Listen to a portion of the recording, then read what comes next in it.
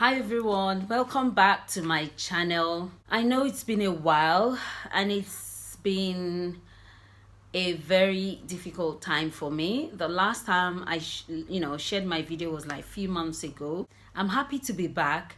This past few months has been very challenging. It has been very difficult. Very difficult. I will be sharing with you what has been happening in my life between May and now. In my last video, I told you how Gracie was assessed and how I took that assessment. So today, I'm going to be sharing with you the signs that you should look out if you are suspecting your child has autism. These signs are not professional signs. They're just some signs that I put together from my experience with Gracie and the other children that I've seen with autism, and what I have read. I've put everything together and I've come up with this. So if you see any of these signs or you suspect that your child might have any of these signs, please make an appointment, go to your doctor, quickly get that child assessed, because the earlier you get that child assessed and start to get speech therapy or whatever professional help that the child needs, the better for both of you. I need to let you know I am not at home. I'm working in Wales today and tomorrow. So if you can see the background, this is not my normal background at home.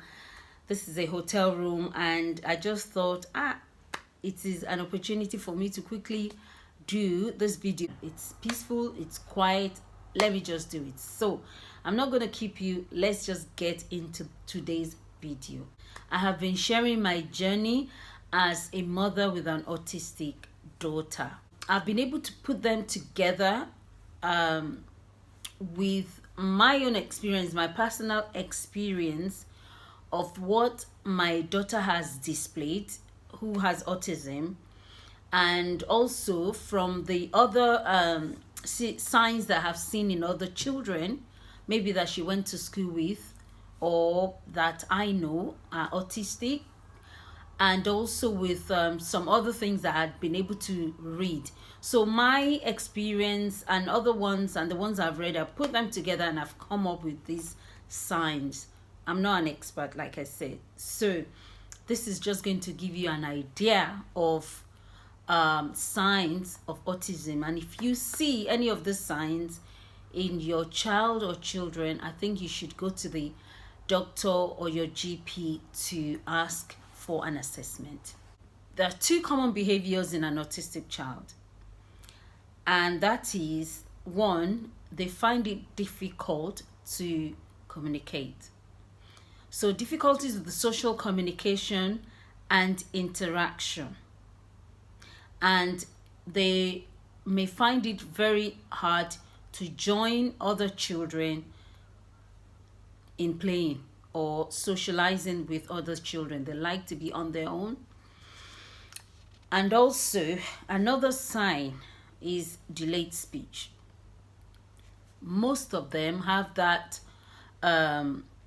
signs, and you can pick it up early. And the only way I was able to pick my daughters up quickly is because my first daughter was very fast when it comes to speech.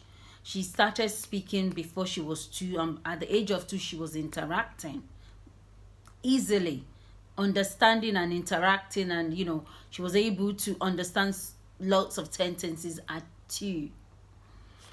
And when Gracie was at that age, she was not even able to understand much. Although initially Gracie started speaking. But the fact that a child started to speak and then suddenly stop, it doesn't mean that they have a language. Gracie started speaking and then she suddenly stopped. When they repeat set words and phrases, they repeat the same word. Maybe you call them. Let's say their name is Joshua, or let's say Gracie, and you call Gracie, and then she will repeat, Gracie, stop, and then she says stop. Or maybe it's only one word that they just love to say: food, food, or mommy, mommy, and that's the only word they say. And they repeat the word continuously. That is a sign that they might be autistic. Or it could be a phrase: stop it, come here. It could be any phrase, anything. And if they keep repeating it, then that might be a sign that they have autism. Making noises or speech that sounds monotonous, like I said, repeatedly repeating things, or they just make noises. Gracie make noises, making some noises like ooh, ah, anything that to you, it just doesn't make sense. It could be that they have autism. Using single words, even if they can say sentences. If they can't say sentences, but they choose to just use one word continuously all the time, it could be a sign. Not responding to their name. When you call them Gracie and they don't respond, it could be a sign. Despite the fact that they have had their hearing test and it says that they're normal. I remember when Gracie, initially when we were not sure what was going on, we had to take Gracie for hearing test, and it came back that she was okay. I remember that day when I took her for hearing test, there was another family that came with their sons, the twins, and it happens that one of the twins had autism at that, and so they brought him for hearing test, and it was a little bit to me, it was just like strange that there are twins. They're not identical. I cannot remember that they're identical, but the fact that they were born the same day, the same mom, and one was autistic and one was not, to me was like, wow. It's amazing, honestly. It's just amazing. It's just weird. Another sign could be not wanting to interact with other children. They just want to be on their own. Like I said, they love their own company. They just want to do what they want to do all by themselves. I have noticed this in Gracie, and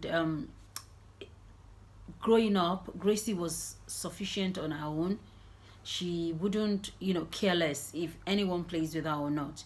She was always in her own world, and she was happy. She was happy in her own world, doing her own thing, playing with her own toys.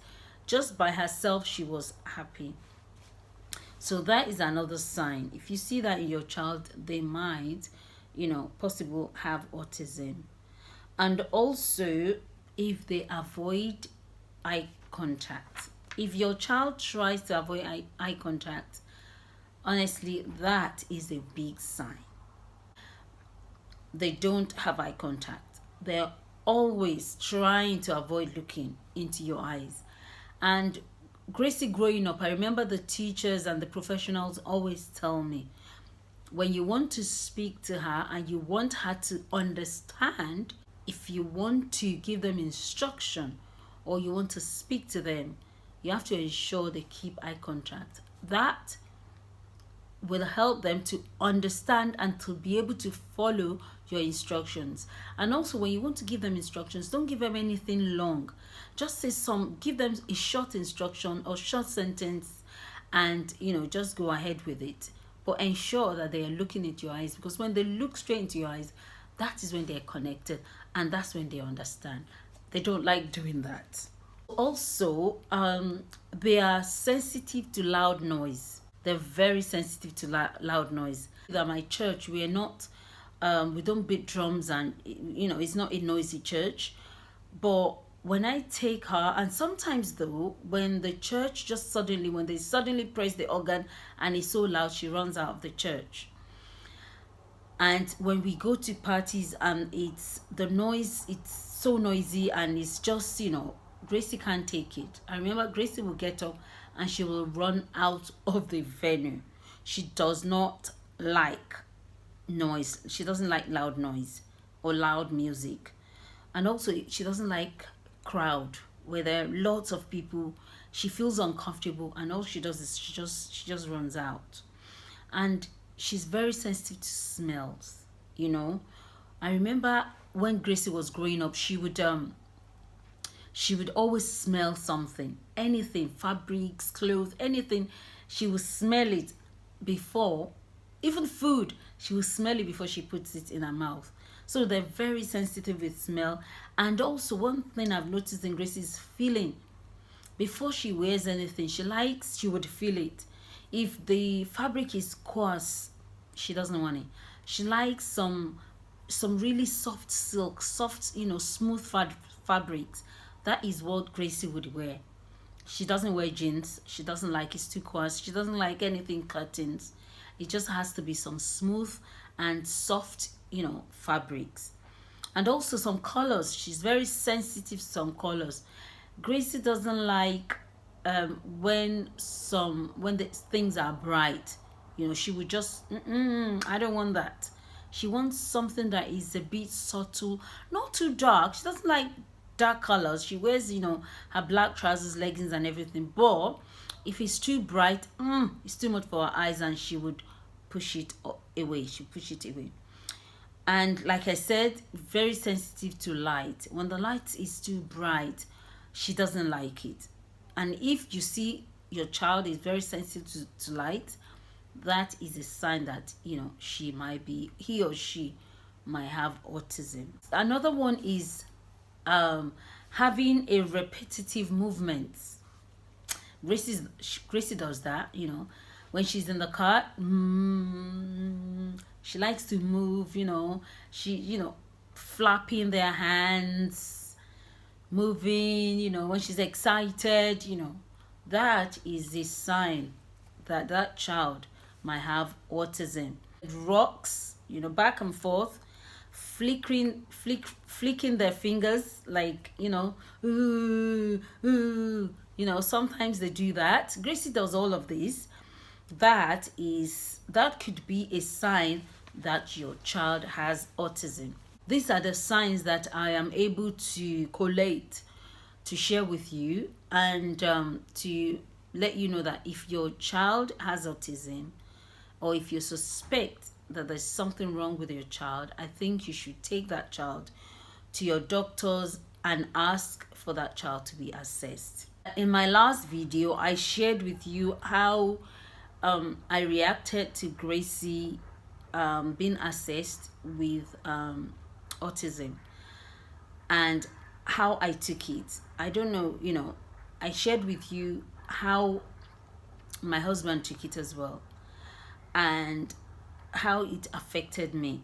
Next week, I am going to be sharing with you my reaction, what I did, and how Gracie, having been assessed and having been confirmed that she's got autism, how it affected me as a person, So I'm going to share it with you, and how it affected my home, my family, my other children, my other child. At that time, I had only one child, the eldest one, and how it affected my husband.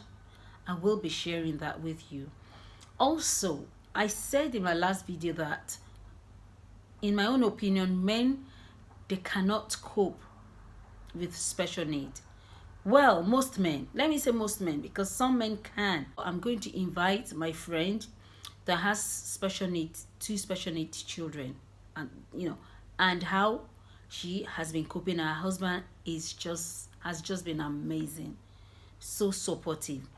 But not all men are like that, so I'm going to be sharing with you, the aftermath.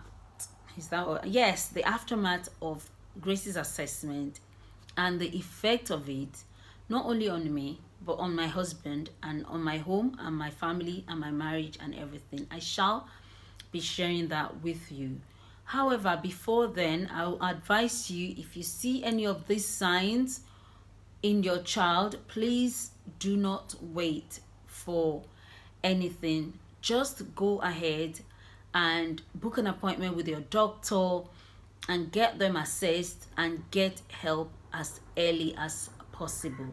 Don't be like me. I know it's very difficult. It's hard. It's not easy for anyone to come and tell you that your child has disability and has some form of disability or the other. I am telling you, it's not easy to take in, and it is very difficult. However, if that is the case, it has happened. We need to get help, and that is the purpose of my videos and me sharing my journey with you.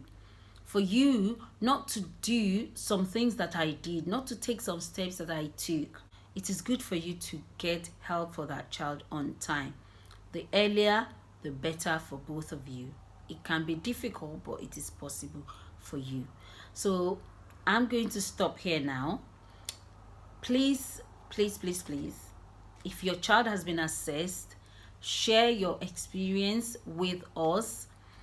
Let me know in the comment what was your child diagnosis and how did it go? How did you feel? What is your own experience? Let us be interactive. And next week I shall be sharing with you, like I said, the effects of this assessment and how I took it. Thank you so much for tuning in, and I will see you in my next video. If you have not subscribed to this channel, what are you even doing? What are you waiting for? Come on, be part of this family and subscribe, and let's get on board together and let's share our experiences together, and let us support each other. Let us be there for each other. That's the purpose of this video. So I'll see you in my next video. Share with your friends that you think might benefit from this story, and do comment, give me a thumbs up if you think that you've enjoyed it, and I will see you in my next video.